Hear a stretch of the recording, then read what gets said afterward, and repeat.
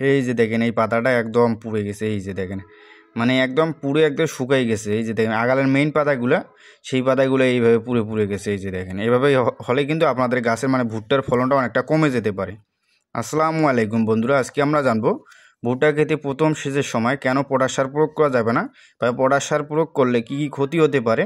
তো আজকে আমরা সেটাই জানবো। তো মূলত আমরা ভুট্টা খেতে সেচ দেওয়ার সময়, প্রথম সেচ দেওয়ার সময় আমরা যখন সার প্রয়োগ করি, তো সার কিন্তু আমরা উপর দিয়ে ছিটিয়ে দিই।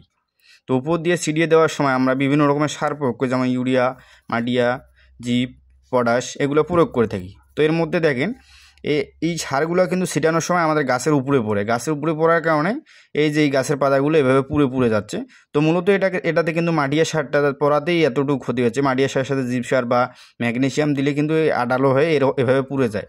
তো যে এর সাথে যদি আপনারা পটাশ প্রয়োগ করেন, তো প্রথম সেচের সময় যদি আপনারা পটাশ প্রয়োগ করেন, তাহলে কিন্তু আমরা উপর দিয়ে ছিটানোর সময় এই পটাশটা গাছের পাতায় আটক হয়ে যায়। আর পটাশের তাপমাত্রা গাছ সহ্য করতে পারে না। তো সেই কারণে কিন্তু আপনাদের এরকম সমস্যাটা বেশি দেখা দেবে। তো এখানে মূলত যে ড্যাপ সারটা বা মাটিয়া সার প্রয়োগ করা হয়েছে, এর সাথে জিপ সারটা হতে একটু আড়ালোভাবে এই ড্যাপ সারের কারণেই কিন্তু এমন সমস্যাটা হয়েছে। আরও যদি এর সাথে আপনারা পটাশ দেন, তো পটাশ দিলে হবে কি, এই জায়গাটা দেখতেছেন যে 2-1টা করে পাতা হয়তো এভাবে পুড়ে গেছে, কিছু কিছু পাতা ঠিকই আছে। কিন্তু পটাশ দিলে দেখবেন যে আপনার গাছের পাতার উপরে আটকে সেই পাতাটা মেইন আগালে দেখবেন যে ভিতরে ঢুকে গেছে এবং সেখান থেকে একদম পাতাটা মানে পুড়ে গেছে।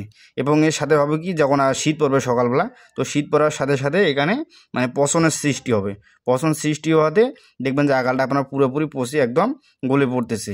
তো এই ক্ষেত্রে আপনাদের একটাই কাজ করতে হবে, যখন আপনারা মানে প্রথম সেচ দেবেন এবং প্রথম সারটা দেবেন, প্রথম চাপান সার, তো তখন সার যেহেতু যদি কেউ পটাশ দিতে চান, তো অবশ্যই আপনাকে নিচ দিয়ে ছিটিয়ে দিতে হবে।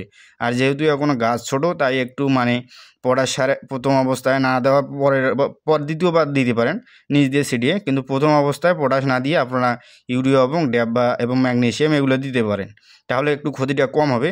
আর যদি এই সময় আপনারা পটাশ দিয়ে দেন, তো পটাশ দিলে কিন্তু এই যে গাছের পাতাগুলো যেরকম দেখতেছেন, এই পাতাগুলো দেখেন মানে চারদিকের পাতাগুলোই এই যে দেখেন এই পাতাটা একদম শুকাই গেছে। এই যে পুরো এই যে সার কিন্তু এখন আটক হয়ে গেছে।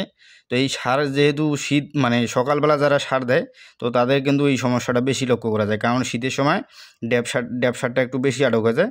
আর যদি বিশেষ করে আপনার পটাশ দেন, তো পটাশ সার যদি আটক হয়, তাহলে কিন্তু আপনার গাছটা একদম মানে এই পাতাটা একদম পুড়ে যাবে, কারণ পটাশ সারের তাপমাত্রাটা একটু বেশি। আর ড্যাপ সারে একটু তাপমাত্রা কম হতে গাছটা দেয় হালকা হলেও কিছুটা করে পাতা ক্ষতি হয়ে গেছে। এই যে দেখেন আগালের মেইন পাতাটা কিন্তু একদম পুড়ে গেছে, সাদা হয়ে গেছে। এই যে দেখেন। আর আপনারা এখানে পটাশ দিলে আপনার পাতাটাতে এই গাছের যে পাতা মেইন পাতার এখানে ভিতরে ঢুকে যাবে এবং সকালবেলা শীত পড়ার সাথে সাথে সেটা দেখবেন যে পুড়ে যাচ্ছে এবং শীত পড়ার সাথে সাথে এটা ছত্রাক বা পচনের আক্রমণ ঘটবে। তো এই ক্ষেত্রে গাছের ফলনটা অনেকটা কমে যেতে পারে। তো অবশ্যই আপনারা যারা মানে প্রথম সেচ দিয়েছেন বা প্রথম সার দিতেছেন, যদি উপর দিয়ে ছিটিয়ে দিয়ে থাকেন, তো অবশ্যই আপনারা পটাশটা প্রয়োগ করবেন না অন্তত প্রথমবারের জন্য। দ্বিতীয়বারে আপনারা পটাশটা নিচ দিয়ে ছিটিয়ে দিতে পারেন, তাহলে কিন্তু আপনার কার্যকারিতাটা ভালো হবে।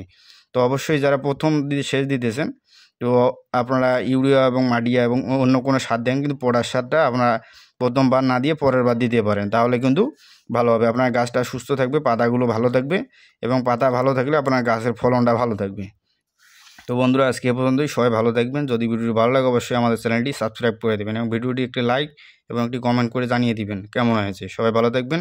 আসসালামু আলাইকুম।